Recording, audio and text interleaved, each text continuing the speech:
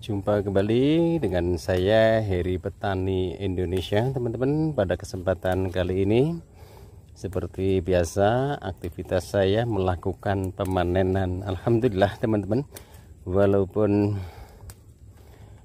komoditas cabai akhir-akhir ini turunnya gratis, tapi sebagai petani kita semua wajib bersyukur teman-teman. Karena apa? Tanpa rasa syukur pasti semua itu akan kurang. Tanaman subur kemudian bebas dari hama kutu-kutuan, bagi kami sudah suatu kebanggaan. Karena jika menyangkut rezeki dan juga pendapatan yang kita miliki, kita tidak pernah akan tahu teman-teman. Yang terpenting adalah sebagai manusia, sebagai hamba dari Allah Subhanahu wa Ta'ala, jadi mahal ataupun tidak, tetap tanaman itu rawat sebaik mungkin. Karena yang tadi saya bilang, rezeki, jodoh, maut hanya Allah yang tahu, manusia hanya bagian berusaha. Our hearts beat to the city streets. We began to feel the fire. We rise like tall buildings as the chemicals they take us higher. The night's young, it has just begun as she puts her hand in mine. We wanna chase the night.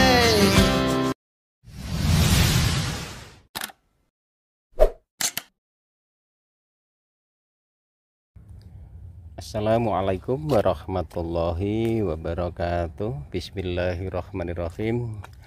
Allahumma sholli ala sayyidina Muhammad wa ala ali sayyidina Muhammad. Berjumpa kembali dengan saya Heri Petani Indonesia, teman-teman. Pada kesempatan kali ini saya sedang melakukan pemanenan, dan nanti saya juga ingin berbagi pengalaman bagaimana tata cara kami untuk melakukan perawatan tanaman cabai ini. Soalnya tanaman cabai ini saya tanam di tengah-tengah pondasi dan genangan air ini tidak bisa mengalir, teman-teman.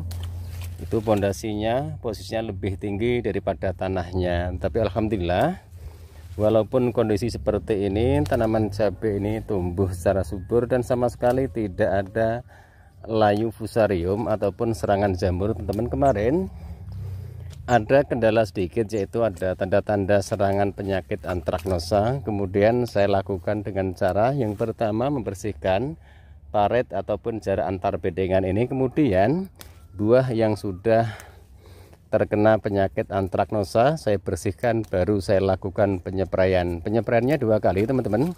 Yang pertama saya menggunakan fungisida yang berbahan aktif Mancozeb fungisida kontak, teman-teman. Untuk merek dagangnya saya menggunakan Holisep. Kebetulan Beyond M nya sudah habis, jadi saya menggunakan fungisida yang harganya lumayan murah bagi kami dibandingkan dengan Beyond M, tapi hasilnya pun juga tidak kalah ternyata. Kemudian besoknya masih ada 1 ataupun 2 saya lakukan penyepraian kembali, dan videonya pun juga sudah saya unggah di channel kami Heri Petani Indonesia. Terkadang tanaman bagus, harganya juga bagus. Kadang tanaman sudah penyakitan, kadang-kadang harganya pun juga berpenyakitan, yaitu dengan mendapatkan harga murah. Jadi intinya selalu menanam. Nanti jika milik kita semua itu besar, insya Allah juga mendapatkan harga-harga yang bagus. Modal seorang petani itu merawat tanamnya agar tanaman itu tumbuh subur, kemudian membuahkan buah-buah yang lebat, bebas dari serangan hama, bebas dari jamur. Apalagi tanaman cabai yang kita budidayakan seperti ini sudah suatu kebanggaan tersendiri buat petaninya, termasuk saya pribadi. Kalau saya seperti itu, saya bertani itu dari hati, teman-teman. Makanya apapun resikonya itu akan selalu saya jalani.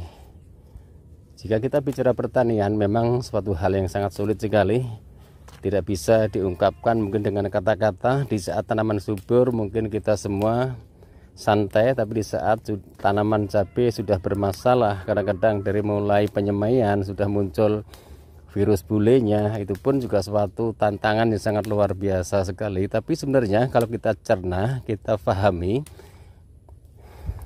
terus kita selalu berpikir positif, di saat tantangan itu muncul, disitulah seorang petani itu akan mendapatkan ilmu, karena otomatis petani itu akan mencari solusi bagaimana tata cara untuk mengobati bibit cabai yang baru dipindah tanamkan itu sudah boleh. Nah, jadi hikmahnya di situ. Tapi juga jarang teman-teman yang bisa menerima semua itu. Dipikir itu adalah ujian katanya. Kadang-kadang cara mensikapinya itu dengan cara-cara yang mungkin agak arogan, teman-teman. Jadi intinya bagus tidaknya itu tergantung bagaimana tata cara kita untuk merawat tanaman tersebut. Jika tanaman itu dirawat dengan baik, diberikan pupuk nutrisi yang baik, insya Allah tanaman pun juga akan tumbuh subur. Kemudian proses lahannya sebaik mungkin. Sudah sering dari teman-teman atau rekan-rekan kami selalu cek pH tanahnya. Itu juga sangat mendukung sekali untuk keberhasilan budidaya tanaman cabai. pH diukur insya Allah minimal pH 6,5 sampai 7. Tanaman cabai akan terbebas dari serangan penyakit. Walaupun ada, tapi bisa diminimalisir, karena jika tanaman cabai jika tanaman cabai perakarannya sudah tidak sehat, otomatis kedepannya pun juga tanaman itu akan bermasalah. Makanya yang terpenting adalah rumah di mana tanaman cabai itu akan ditanam, itu yang harus dibenahi. pH tanah, kemudian berikan pupuk kandang. Jika pupuk kandang itu sudah terfermentasi secara sempurna, berikan pupuk dasar. Tujuannya agar pupuk susulan itu bisa diminimalisir, karena banyakkan pupuk susulan dengan overdosis, banyakkan dosis itu pun juga akan merusak pangkal batang, kemudian perakaran tanaman cabai. Makanya kalau saya pribadi itu lebih saya penuhi pupuk dasarnya, teman-teman.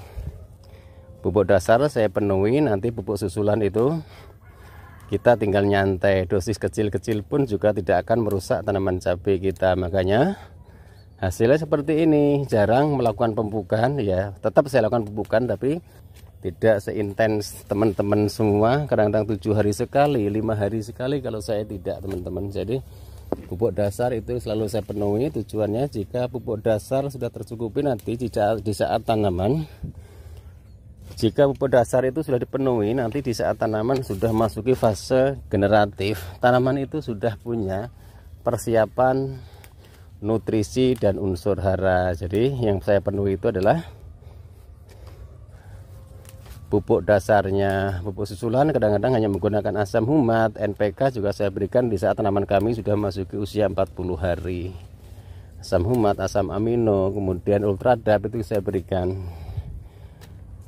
Ini sudah mulai mengeluarkan bunga-bunga lagi. Kemarin yang saya lakukan pemupukan menggunakan NPK, ini tunas baru sudah mulai muncul.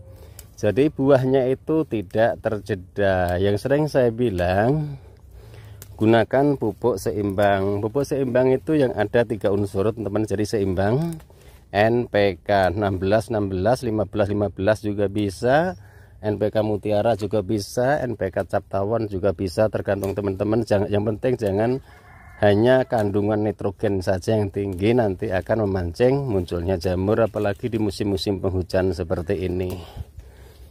Kemudian apalagi di tanaman cabai kami cadangan air tidak bisa mengalir, itu juga suatu kendala sekali buat para petaninya. Oke teman-teman, saya akan melanjutkan pemetikan tanaman cabai ini. Mudah-mudahan sesuai apa yang kita harapkan. Berapapun hasil kita sebagai manusia, sebagai hamba Allah, kita semua wajib bersyukur. Wabillahi taufiq wal hidayah. Wassalamualaikum warahmatullahi wabarakatuh.